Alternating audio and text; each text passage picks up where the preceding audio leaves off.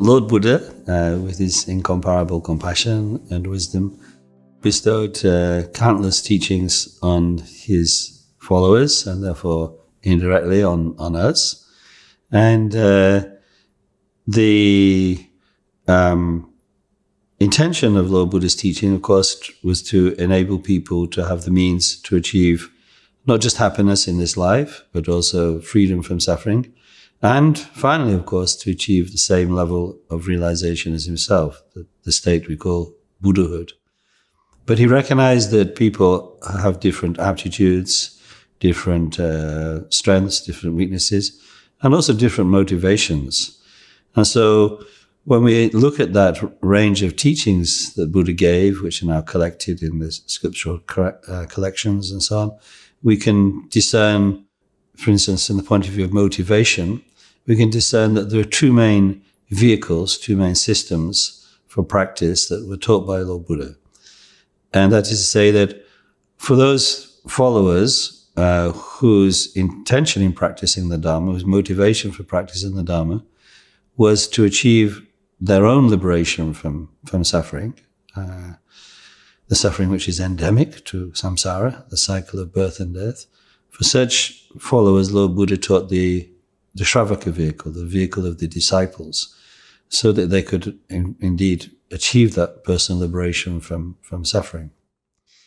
But for the other group of disciples, the group of followers, I should say, of the Buddha, who had in a way not just that motivation of personal liberation, but a greater, a vaster intent, which was to actually find the means to help other beings to achieve liberation by reaching the same level of realization as Lord Buddha himself. As their motivation was to achieve Buddhahood, supreme Buddhahood.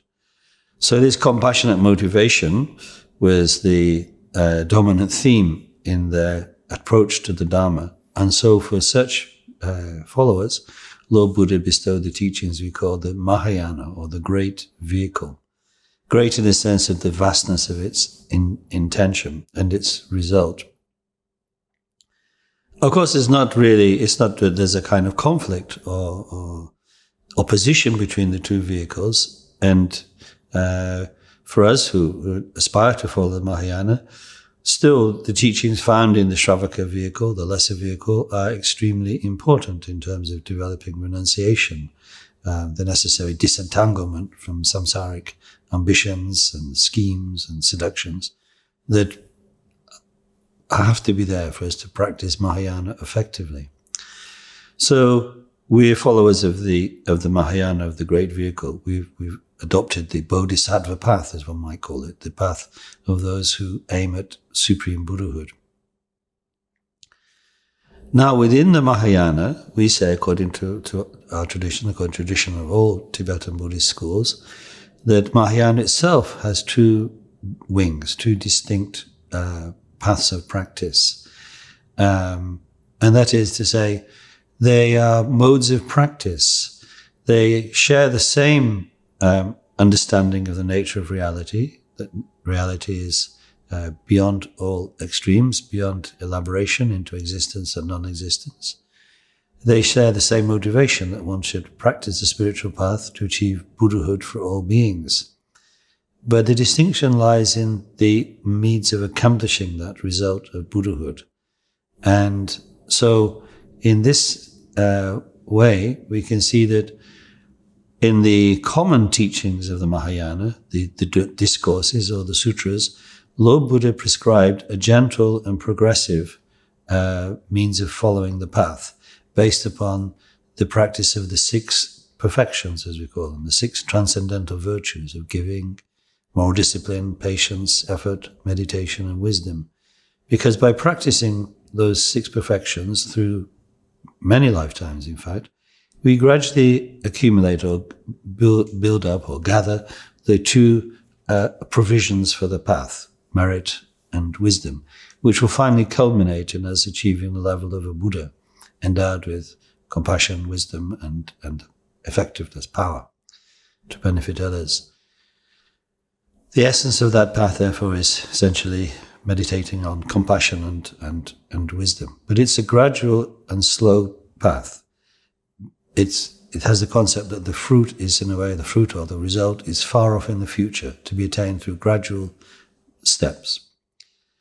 But for those of his followers who had not just this wonderful compassionate motivation, but also had sharpness of faculties and so on, and freedom from a great deal of conceptualization, for such followers, Lord Buddha taught the Vajrayana, the other aspect of the Mahayana. So if the common vehicle of the Mahayana, we could call it the perfection vehicle, or the causal vehicle, because it tries to accumulate the causes that will eventually accumulate as Buddhahood in the future.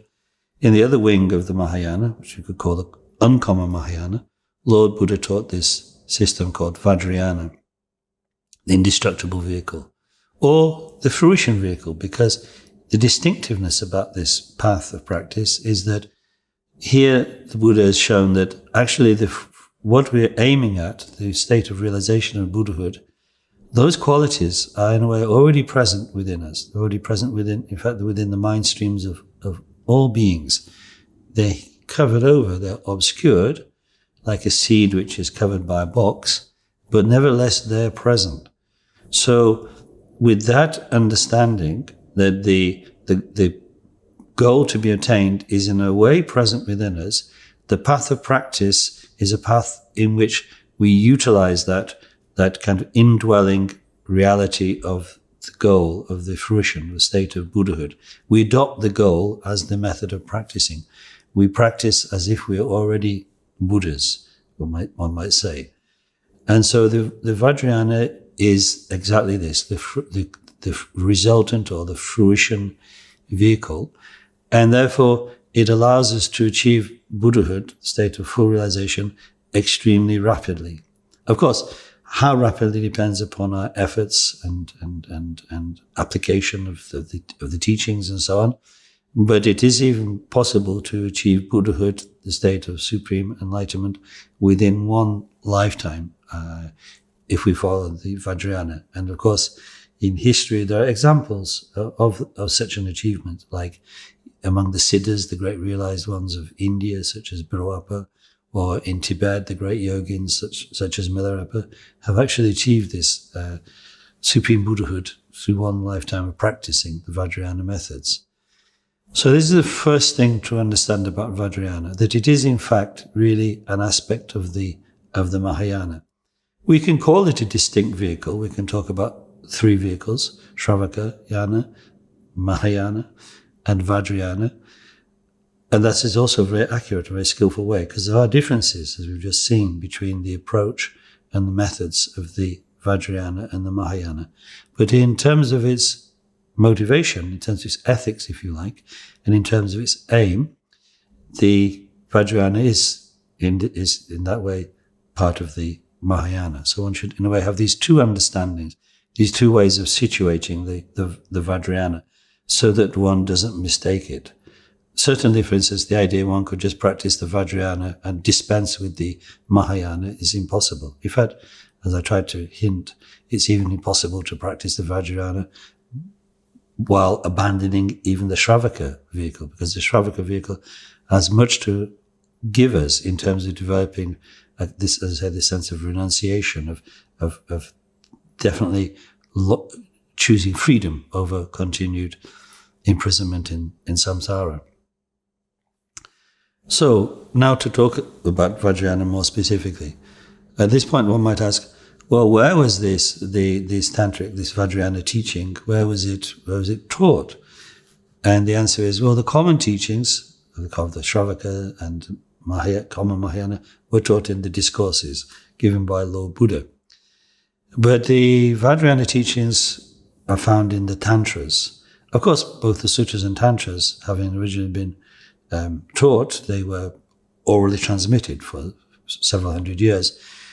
But nevertheless, all of them eventually ended up in literary form, to preserve the teachings. So the literary record of the Vajrayana teachings, originally given by the Buddha, we call them the Tantras. Actually, I must explain that we feel that we Mahayanis and followers of the Mahayana Vajrayana, we feel that, in fact, the teachings, that Lord Buddha himself, the historical Buddha, had actually achieved Buddhahood countless kind of eons ago, so to speak, in the pure land of Akinishta, the pure Buddha field of Akinishta. And so the historical Buddha, like the Buddhas who came before him, are really emanations from the Dharmakaya itself, the level of supreme Buddhahood. So therefore we think that the Vajrayana, now to talk about the Vajrayana, that the Tantras themselves were proclaimed first by Buddha Vajradhara in the Pure Lands, and then only appeared in this world later, being transmitted by Shakyamuni Buddha and also other Sambhogakaya forms, radiant forms of the Buddha, so to speak. And then they were collected by the Bodhisattva Vajrapani and later written down. So that is, for us, the source of the Tantras. Now, the name Tantra is extremely important because it already gives us some kind of indication of what is the content of this and the special approach of this teaching. As explained in one of those very famous Tantras, the Guhya Samaja Tantra, it says the meaning of Tantra is continuum. In fact, the Sanskrit root for Tantra indicates like a weave, like a pattern that is woven into things. And so the sense is this, that in all beings, whether ordinary sentient beings, those on the path, or even those who've gone to the end of the path, the Buddhas, there is a continuity. There is an element of continuity of the nature of mind. In short, the nature of mind is actually one and the same, is unchanging between the state of being an ordinary confused person and an awakened Buddha, in that the actual core of mind is the union of emptiness and clarity or luminosity. And that doesn't change. It's woven into all of us. A Buddha is simply, in this way of looking at it, somebody who's realized the nature of the mind. A sentient being like us, afflicted by all our kind of confusions and sufferings as a result. Nevertheless, our nature of mind is the same, but we haven't realized it. That is the only differential.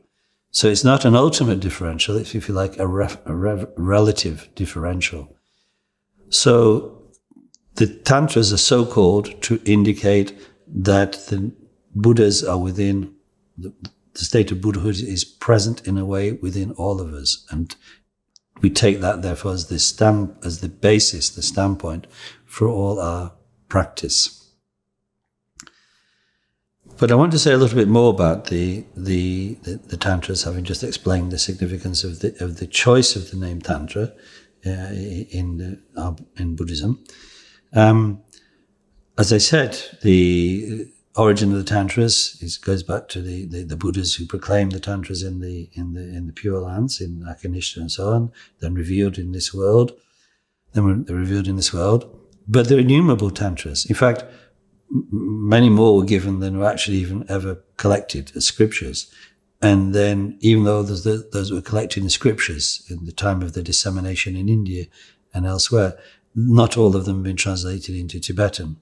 Still, we have still quite a lot which have been preserved, and the transmission for which is still, as it were, alive. So therefore, the great masters, the great experts in the Vajrayana, so to speak, in India and then later on in Tibet, they tried to kind of, introduce some ranking, some kind of discrimination between the different Tantras in terms of the means that they teach for following the path and so on. And so in Sakya, for instance, and Kagyu and Gelug, our masters collect the Tantras usually into 4 sets. There are sometimes a few variations on this. It's not completely fixed in that way. But mostly we concur with the opinion of the Vajrayana Tantra that there are 4 sets of Tantras. The Kriya, or activity Tantras, the Charya, or conduct Tantras, the Yoga Tantras, and the Supreme Yoga, or Anuttarayoga Tantras. And he says, well, what is the means for inclusion, or for a particular Tantra to be included in one of these sets or another? To make it very simple, to condense a lot of discussion, the Kriya Tantras, as the name indicates, activity, the methods of practice, of meditation and so on, very much emphasize ritual activity and kind of externalities. So like if one practices the Kriya Tantra, if one takes this as one's main system to practice, one puts a lot of emphasis on to yes, a lot of rituals done through the body and speech, and also a purity, so purity of diet and appearance and so on and so forth. So it's kind of quite an external way of practicing. The Charya Tantras, the conduct Tantras, they continue this theme. They emphasize quite a lot the externalities of practice, but also put some emphasis on internal meditation. The Yoga Tantras, the third collection of Tantras, they really specialize in the meditation systems and not so much interest or involvement in the external rituals. And then Anuttara, the Supreme Yoga Tantras, they present, again, mainly meditation, but very special means of meditation, which we call the development or creation stage and the completion stage. And that leads to an important point. As I tried to explain, the Vajrayana, as proclaimed in the Tantras, is this very special, powerful means of accessing enlightenment very rapidly. But in fact, as we explain, it is only the last of these Tantra sets, the Anuttarayoga Tantra set, which could lead us, if we practiced it, to achieve Buddhahood in one life. The lower Tantras, as I could call them, the 3 preceding Tantra sets, the practice of the methods in there, and I'll talk about the methods a little bit more shortly, the practice of their methods leads us to be able to acquire very helpful qualities and powers that will speed up our practice, that will make the path of the journey to Buddhahood much quicker. But they don't directly lead us by themselves to Supreme Buddhahood. But the Anuttara Tantra practices do, because in the Anuttara Tantra practices, those 2 phases of meditation, the creation and the completion, allow us to transform the experience, the kind of fundamental experiences of samsara, of death and birth, into the experience of enlightenment itself. And that means is not presented in the lower Tantras. So that's an extremely important distinction. So if one asks, so one could say, therefore, there are 2 accomplishments to be gained through Vajrayana practice. What we might say, mundane or common accomplishments. The Sanskrit word I'm translating as accomplishment is siddhi, by the way. And these are mainly achieved through the practice of the lower Tantras, such as pacification of obstacles, such as increasing of qualities, like increasing of wisdom, increasing of life energy, increasing of the necessary prosperity to support practice. Thirdly, the accomplishment of attracting beings to the Dharma. And fourthly, the accomplishment of being able to subjugate obstacles to Dharma practice. These are what are known generally as the 4 karmas or 4 activities. And the practice of the methods taught in lower Tantras generally focuses on such achievements. But Anuttara, Supreme Yoga Tantra, aims at the supreme accomplishment, which we sometimes call Mahamudra, or the Great Seal, but is in fact the level of Buddha, the level of, as we put it in the Vajrayana, Vajradhara state. The mundane accomplishments can be gained incidentally through the Anuttara practice, but it's not the principal focus. Now, in all of those Tantras, the key method of practice is what we could call Deity Yoga. Deity Yoga. which in a way is kind of quite surprising, because Buddhism is, after all, as it should be well known, is a non-theistic system. We don't believe in a supreme creator. We don't believe in external gods. We don't believe even that the universe is all pervaded by universal spirit, or anything as in certain pantheistic systems. We don't accept such things. Through reasoning and experience, Lord Buddha has rejected those, and we follow that non-theistic view, non-theistic approach. So when we use the word deity here, we're actually talking about, if you like, embodiments of Buddha nature. Remembering that, as we said earlier, the Tantric standpoint is that the qualities of enlightenment are really naturally present. It's like they're the radiance of our mind, which has been there, well, from time without beginning, because the mind is, of course, uncreated and unceasing. We can all become Buddhas because we have those qualities already present. As the Vajrayana Tantra says, all Buddhas, all sentient beings are already Buddhas, but this is temporarily obscured. When the obscuration goes, they are functionally Buddhas. So to talk about practicing deities, meditating on deities and so on in the Vajrayana means actually realizing that presence within us of those qualities of enlightenment and making them fully manifest, cultivating the seed of enlightenment, because that seed is already, in some sense, naturally present. So why call it a deity? I suppose because in a way, deity indicates something sacred, that's all. But we could easily just say meditating on Buddhas. It doesn't make any difference. So by talking about deities, we're not kind of making a theistic Buddhism. It's not like that at all. And indeed, a vital point of practicing the meditation on such deities is, of course, first of all, dissolving our own impure vision of who we are in terms of an ego and ownership of a body and so on.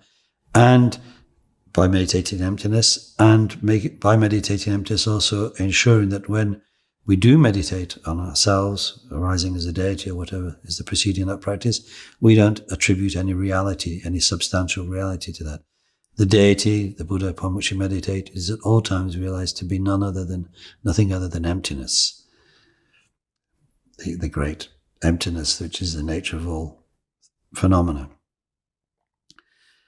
So, deity yoga is the key method, and in the Tantras that were originally proclaimed, all the different deities that we use were their methods were taught, their mandalas were taught, how to visualize them, what are their mantras, their mantras, yes, the kind of way of calling upon them, which is what is represented by mantra, and so on. They were taught in the Tantras. It's like the template for all the systems is there in the Tantras, which were then transmitted by the various lineages of masters down to this day. But how do we actually access them? How are we able to practice them? Well, there's only one method for accessing the deities and being able to practice their methods, and that is the method of initiation, as we call it, or Abhisheka in Sanskrit, Wangkur in Tibetan. As Shakyamuni says, quoting the Mahamudra Tilaka Tantra, without initiation, thinking you can achieve accomplishments is like imagining you can make butter from sand. It's just not possible. So, whereas in the common systems of Sravakayana, Mahayana, there's no such thing as initiation. There's vows and so on and so forth, and methods of meditation. There's no such method as initiation, but it is absolutely indispensable for the Tantric system, for the Vajrayana. Again, one might ask, well, what is initiation then as it's specifically meant in the Tantric teachings? Shakyamuni says, initiation is a method for achieving Buddhahood in this life by means of the seeds of the 5 Buddhas being planted in our 5 aggregates and our senses and our elements. In other words, through the ritual of initiation bestowed upon us by a Vajrayana master, it's like a kind of tuning, to use a kind of modern term, tuning up occurs. in which our potential for Buddhahood, which is present within us and present even within our body and our speech, as well as our mind, is attuned with their Buddha potentials. It's a kind of form of dependent origination or correlation. So the potential of Buddhahood is energized within us by what's transferred to us in the initiation. So initiation is absolutely indispensable. Initiation also, if it's a primary means of Vajrayana teaching, there are others that kind of accompany it, like the transmission of the reading texts, the reading transmissions, I should say, the lungs, which connect us with the sadhanas, the methods of meditation, and the instructions, the tri, as we call them in Tibetan, the guiding instructions on how to accomplish all that. So Wang, Lung, Ti, that is the kind of Tibetan formulation for these three things. But of the three, the Wang, the Abhisheka in Sanskrit, is the most important. And it must be, of course, performed, given to, the initiation must be bestowed upon us, the followers, by those who are qualified to do so. So a qualified Vajrayana master, which is kind of a popular term, a Lama, or Guru even in Sanskrit, is the one who has to give us the initiation. Of course, unless we were karmically ripened enough to achieve enlightenment immediately in the initiation, which is theoretically conceivable, for most of us it's not. So we then have to practice. And so in a way, even though the Lama is the one who bestows the initiation upon us, we still, as always in Buddhism, have to do the work. We have to make the effort to utilize what was planted in us, the seeds were planted in us in initiation, to grow them fully to their full flowering or full fruition in Buddhahood. So Vajrayana is a practice of involving really great dedicated effort. I should say at this point that actually there are different modes of initiation in the Vajrayana. So initially what I was kind of talking about, without making it so explicit, was the major forms of initiation, the Abhishekas, which are given on followers who are led first into a mandala, and then the various aspects of the initiation are performed. And this, as I say, this alignment or this tuning occurs through the different parts of the initiation.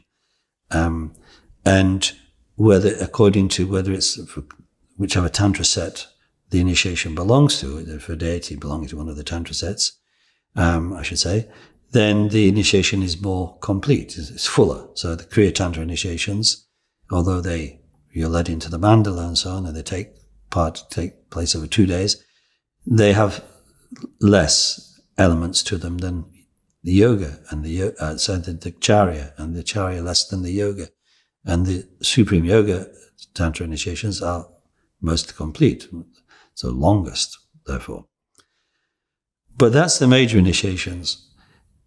Also, there's another, and actually much more commonly given type of initiation, which is in Tibetan called the Jenang, which you can translate into English, roughly speaking, as permission initiation. Those are initiations commonly for a single deity, in which, in the ritual of initiation, the master connects our body, makes a kind of connection between our body, speech, and mind with the symbolic body, speech, and mind of the deity. And therefore, as it said, gives us the permission to meditate on our physical reality as that of the deity, on our speech as his speech, the mantra, or her speech as the mantra, and our mind as the non-dual wisdom of the deity's mind. And these Jenang initiations are quite short and are very, very commonly given. There are other initiations too I could go on, but that's too much detail perhaps in such a short explanation. So what follows initiation? Well, what follows initiation is going to be meditation if we wish to practice the deities from that initiation, but we must not ignore if there are vows and pledges being given. This, of course, is a huge topic in itself. But even to receive a Vajrayana initiation, to be able to enter into the mandala, or even into the simplified form of mandala in a Jenang, we must already have the ethical or moral disciplines or moral disciplines of the Shravaka system and the Bodhisattva system, the two common vehicles. We must have taken refuge, as we say, and we must hold the Bodhisattva vow. But in some initiations, from the major initiations of the Yoga and Anuttarayoga Tantra classes, we receive also a third vow, the specific Vajrayana vow, or Vajradhara vow, which is a way of maintaining pure vision and pure conduct that's harmonious with what was given to us in the initiation. Because that's what the vow is, a protection to be able to maintain the purity of the original transmission. If we don't do that, then to be able to practice its methods that were given to us in initiation, it won't bear any fruit. In fact, it might even be quite harmful to us. So there's a kind of level of purity of intention and conduct that is absolutely indispensable. And that's the point of the vow, the Vajrayana vow, taken on top of the refuge and the Bodhisattva vow. So Vajrayana, actually, if you practice the highest levels, is a system of all three vows. The Sravaka vow, or we sometimes call it the individual liberation vow, the Bodhisattva vow, and the specific Tantric vows. But that is really such a major subject, then one would have to receive detailed teachings on it elsewhere. In Jenangs, there is no transmission of the specific Vajrayana vow, just the maintenance. This one is required to maintain the refuge and Bodhisattva vow. Similarly, in the two lower Tantra sets, the Kriya and Charya, sometimes there are specific samaya or pledges in there, like for instance, to recite the mantra sometimes of the deity is a samaya. But in general, the only samaya or pledge in the Jenangs and in the lower Tantras is to respect the deity that one has been given, to never turn against the deity, because the deity is the emblem of Buddhahood, and therefore the kind of, as it like, represents one's path. So if one develops, as it were, disrespect or disregard, then one has broken the connection, and therefore the methods will then be useless if the connection is broken. So then, if we've received the initiation and we maintain the required vows, we practice the sadhana. The sadhana means the means of accomplishment, actually, is the way Tibetans translated sadhana. Sadhana becomes in Tibetan druptap. And that druptap is in the lower tantras. It's a means of, say, accomplishing one of these different beneficial qualities, the four karmas. And we follow the template for the sadhana follows the template, the pattern of practice that was already given in the original tantric sources for this teaching, and by means of visualization, by means of mantra recitation, and sometimes by means of certain physical gestures or mudras within the practice. Then with these three, our body, speech, and mind are transformed into the deity itself, and thus the deity then bestows their qualities upon us, whether it's a pacification of suffering, as with Chenrezig practice, pacification of impurities, as the Vajrasattva, whether it's strengthening our intelligence, as in Manjushri or Saraswati, and so on and so forth. So that is the way the sadhanas of the lower tantras essentially method: visualization, mantra, and gesture, mudra. On mantra, it's perhaps worth saying that sometimes, because mantra is so important in Vajrayana practice, it's an alternative name for the Vajrayana. Sometimes the Vajrayana is called the secret mantra, Guri mantra, or mantrayana, the mantra vehicle. The mantra is both a means of calling upon the deity as if the deity was a person. Of course it's not, but it's a reflection of our own Buddha nature, but it's like a way of calling upon the deity, symbolically speaking, to bestow their qualities upon us, to transform our seeds of Buddhahood, our seeds of particular quality, into the full form of it. But at the same time, also, mantra is a way of making the practice strong by dissolving our conceptualization. So mantra protects the mind from conceptualization, as it's explained in the Guhya Samaja Tantra. But in the Anuttarayoga, as I said, is a kind of unique system with these two phases of meditation, development and completion stage. The development stage is essentially the deity practice, arising in the form of the deity, and with that transforming our vision of ourselves, of others, the world, into that of the sacred mandala of the deity, which it has always been, but our obscurations of disturbing emotions and ignorance have never allowed us to see that. Those obscurations are blown away, as it were, dissipated by the force of the development stage. It's like development stage, it's like a new birth. The death of the old self and his or her restricted, narrow, impure vision, and replaced by this pure vision, which is not an imagination in a sense of a fantasy world or creation of some ideal place which we can't really experience, but it's actually experiencing the world as it really is, but properly for the first time. And so if that is the purification of that aspect of our experience, arising, being born, the completion stage, as I hinted at earlier, is a transformation of the other, the bringing to completion, the fulfillment, which of course in a way is symbolized by and made real by death. So in the completion stage, we use methods in a way of making death into the path, either by very simply dissolution into the formlessness, the unconditioned nature of emptiness, or by approaching that through control of the energies and winds, energies and drops, which comprise our subtle body, the presence of our mind within our body. So we take charge of those and as it were, bring them into unity and bring them into, in fact, the experience of non-duality, which all beings will experience, of course, momentarily at the time of death, but will not usually be able to recognize it.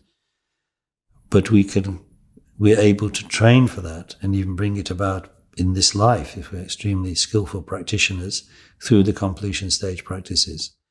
So I don't, of course, just like the deity yogas, one cannot explain, it's such an open talk, the specific methods, so one cannot also for the completion stage methods, because one of the root downfalls of Vajrayana, the breaking of Vajrayana vow, is to disclose the tantric secrets to those who are not ripened and those who have not had initiation.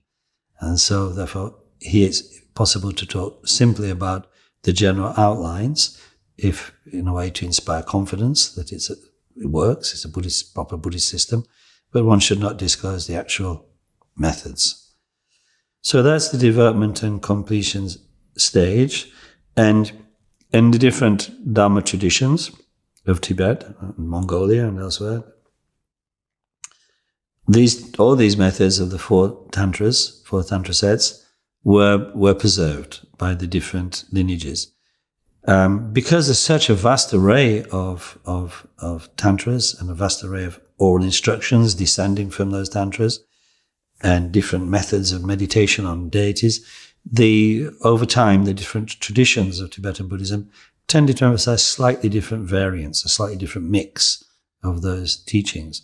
So, for instance, in the Sakya, our Sakya school, which possesses an extraordinary array of tantric methods, the very special, kind of most, if you like, important methods are those found in the Lamdre, the path and its fruit, which derives from the Hevajra Tantra, and also the practices associated with the goddess Vajrayogini, as transmitted by the Siddha Narotapa, so Narokachoma, as we call it in Tibetan. And in Kagyu, in the various major minor lines of Kagyu, there's a lot of emphasis on the deity Chakasamvara, and also a particular form of Vajrayogini called Vajravarahi, and the deity Jawa Jamso. Those are three main deities in the Kamakaju system. And for their completion stage, they practice the 6 yogas of Naro, the Naro Chudruk. And Gelok also, they emphasize a lot on Tantra Guya Samaja and Chakasamvara again, and Vajrabharava. The Nyingma ancient Tantra system is slightly different in the way of structuring things. So they talk about 6 sets of Tantras and so on and so forth. But eventually, of course, all leads to the same point. So that's it for the Vajrayana. I think, there's so much more one could say, but what I want you to do is show in a way the shapeliness of Vajrayana. First of all, to locate it as it should properly be located within the overall system of the Buddha Dharma, so nobody makes the error of thinking it can be practiced without the rest of the Dharma. It can be taken on its own or something like that. And then to explain a little bit about its sources, how we understand its sources. Of course, one could, because the Tantras, like the Sutras too, were written down over a period of several hundred years, preserving original oral transmission. It's clear that certain kind of cultural colorings have come into the literary presentation of these things. That's evident, but it doesn't disrupt the essential purity of the teachings, the genuineness of the transmission. So I wanted to talk about the sources, and then I wanted to talk about what is indispensable for all this, which is receiving initiation.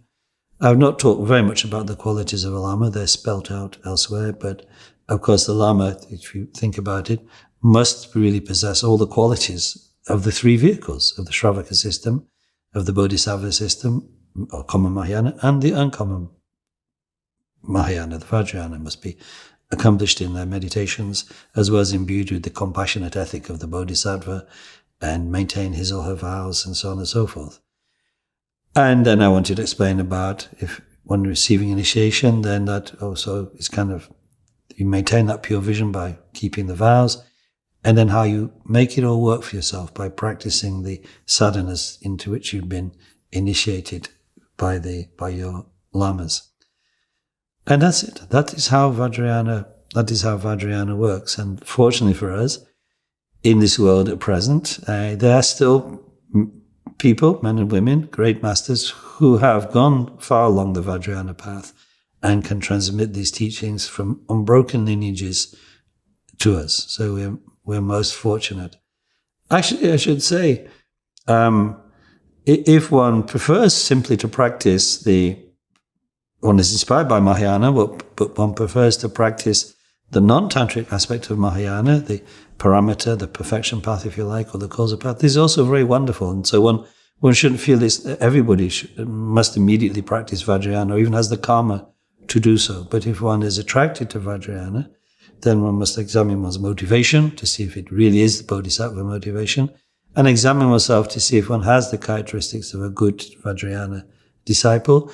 And then one must have on top of that the good fortune to meet Vajrayana masters who really can teach the Vajrayana and can transmit it in an effective way.